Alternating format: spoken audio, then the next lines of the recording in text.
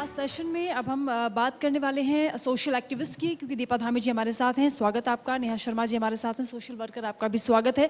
और दीपा धामी जी के बारे में बता दें कि समाज को जागरूक करने की जो अलग आप जगा रही हैं, विमेन एम्पावरमेंट को लेकर जो ट्रेनिंग के जरिए आप कैसे ग्राउंड पर काम करती हैं वो जरा बताइए। साथ ही क्योंकि महिलाओं के सशक्तिकरण के साथ उन्हें आर्थिक रूप से मजबूत करना, इसके साथ ही उन्हें नई पहचान दिलाना, ये मुहिम किस तरह शुरू हुई, कैसे मिशन शुरू किया आपने?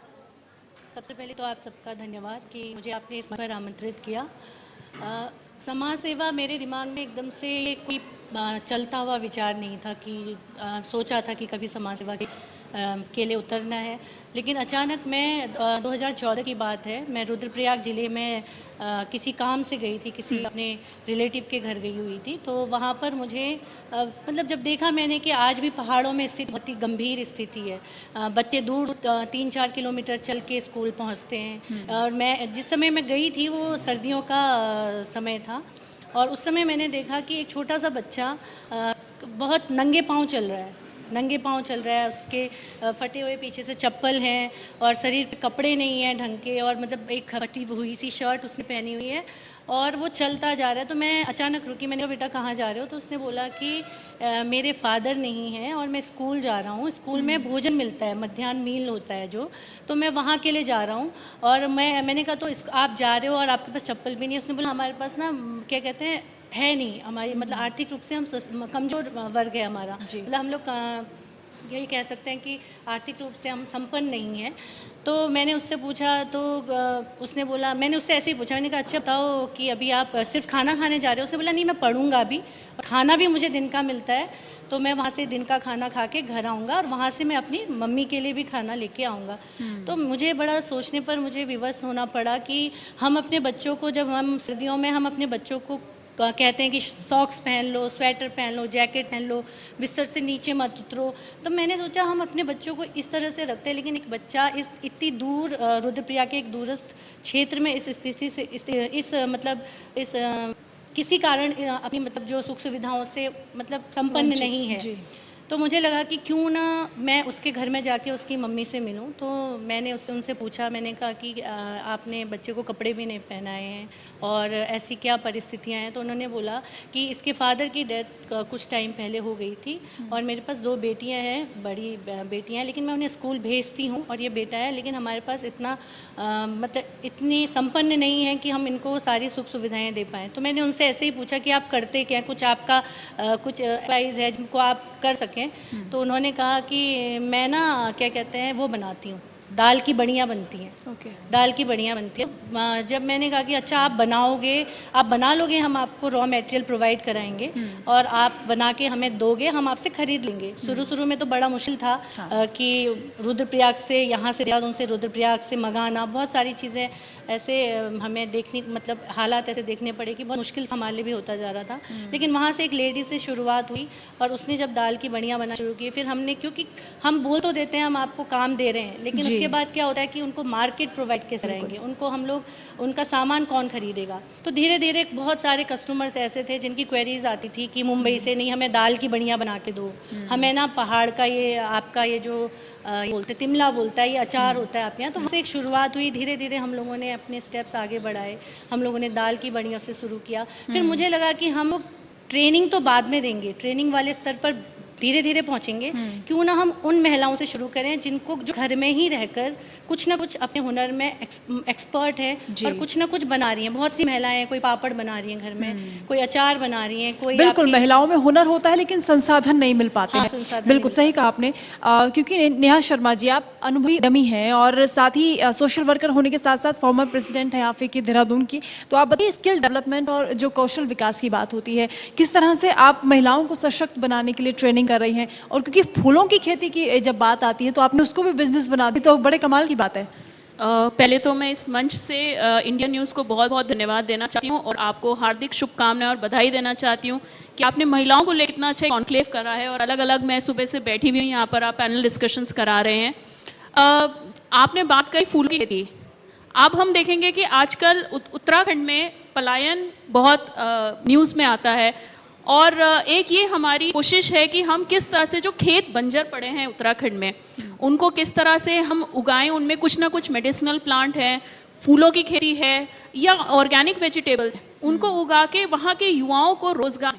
अब मैं अपनी बात करूं तो मैंने 5 साल पहले ऑर्गेनिक फार्मिंग एक्टिव तब हुई मैं जब कोविड हुआ था, लॉकडाउन था, तो मैं 1 महीना अपने फार्म पे रुकी और मैंने वहाँ पर काम करना शुरू करा और धीरे धीरे करते करते सीखा भी, वहाँ के आसपास के लोगों को, महिलाओं को खास तौर से मैंने रोज़गार दिया। और आज जो रेड रोज़ है, लाल गुलाब, वो पूरा मार्केट में हमारे फार्म से ही जाता है और कम से कम 8 से 10 महिलाएं हम इसमें रोज़गार में लगाते हैं।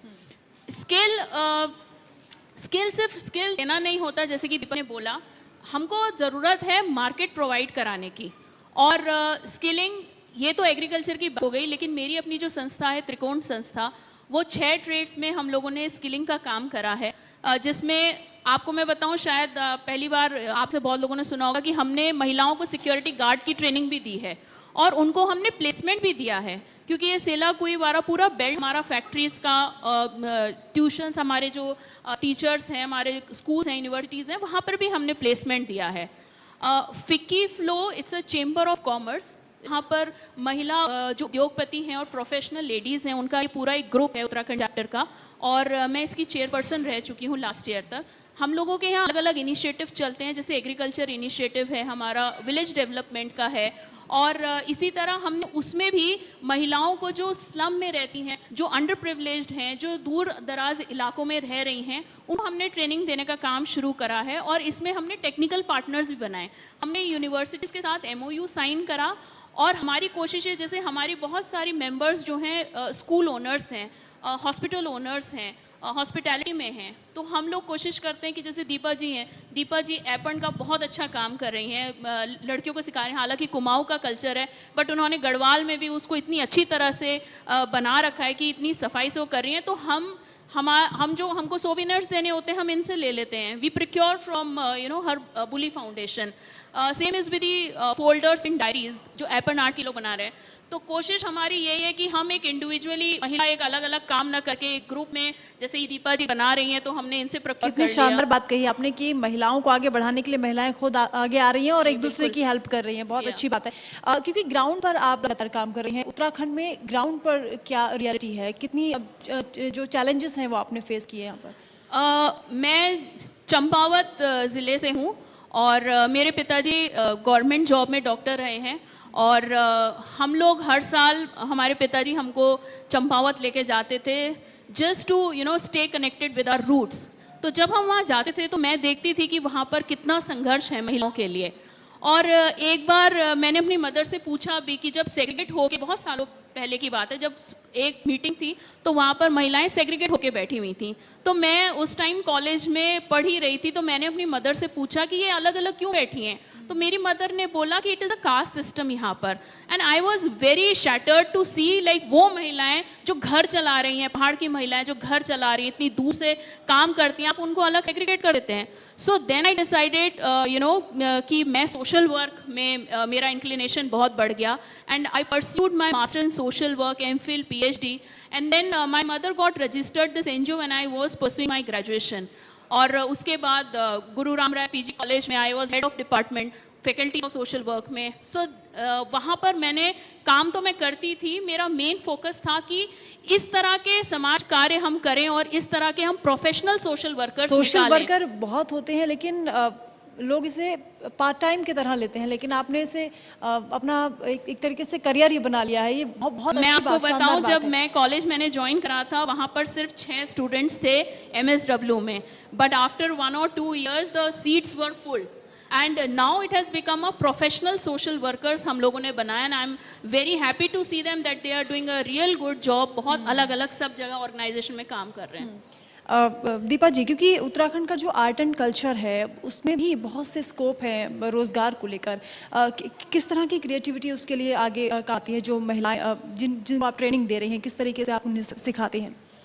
मैंने देखा था कि मधुबनी जो बिहार की एक लोक कला है, उसको काफ़ी लोग जानते थे, लेकिन जब कभी हम जाते थे तो मुझसे लोग पूछते थे कि उत्तराखंड की भी कोई कला है, तो सोचना पड़ता था, अच्छा कला तो है लेकिन एक्चुअली बताएं कैसे इनको कि क्योंकि उसको कोई जानता ही नहीं था, उसको मतलब अपने मतलब उसको बताएं कैसे कि ये कला का कैसे हम लोग, ये कला कहाँ से आई है और कैसे हम इसको करते हैं। क्योंकि क्या होता था, ये कला जो ऐपन कला है उत्तराखंड की, ये पहले जो लोग बनाते थे घरों में बनाते थे, मिट्टी के जो मिट्टी के घर होते थे उसमें ये गेरू और बिस्वार होता है। बिस्वार होता है चावल को भिगो के उसको पीस के देन उसको बनाया जाता था, और इसका एक प्रॉपर तरीका होता है बनाने का। इसको ऐसा नहीं कि ये कला है तो आपने बस आप उसको ड्रॉ कर दिया, नहीं, इसको एक प्रोसेस होता है कि कब यहाँ पर स्टार्ट कैसे करना है। ये कला एक बिंदु से शुरू होती है और बिंदु पर ही जाके खत्म होती है। इसको कहते हैं कि वास्तु दोष खत्म करती है। बहुत सारी चीज़ें हैं कि रिद्धि सिद्धि आती है, मतलब शुभ मानी जाती है। कोई भी शुभ कार्य की अगर शुरुआत बिल्कुल, होती है तो जब आप कुछ करना चाहते हैं तो बहुत सी चीज़ें आपको मिल जाती हैं, आपके आसपास ही आपको बस नज़र डालनी होती है। और बहुत अच्छा काम आप लोग करें कि संसाधन आप लोग प्रोवाइड कर रहे हैं, केवल कहने की बात नहीं है, महिलाओं को जो आप इंस्पायर कर रहे हैं, बहुत ही शानदार आपका काम है। बहुत बहुत शुक्रिया हमारे साथ जुड़ने के दीपा जी। नेहा जी, आपका भी बहुत बहुत शुक्रिया।